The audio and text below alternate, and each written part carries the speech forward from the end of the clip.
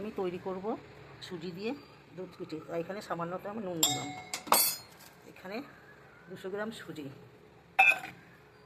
1 packet 10 টাকার দুধ আমি ভালো করে মাখিয়ে ভিজিয়ে রেখে দেবো 1 ঘন্টা।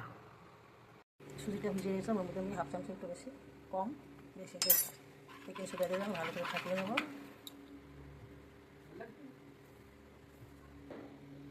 ভালো করে ফাটিয়ে নিয়েছি। এবার এখানে তেল বসিয়েছি, তেলের মধ্যে আমি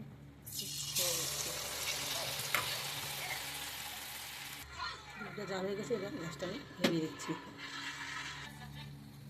সব সুজির পিঠেগুলো এইভাবে ভেজে নেব।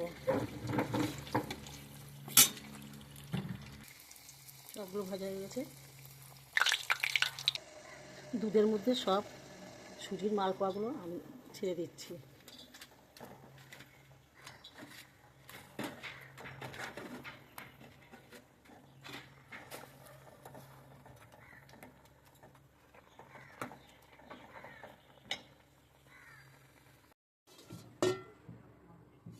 হয়ে গেছে আমার সুজির পিঠে, মালপোয়া পিঠে।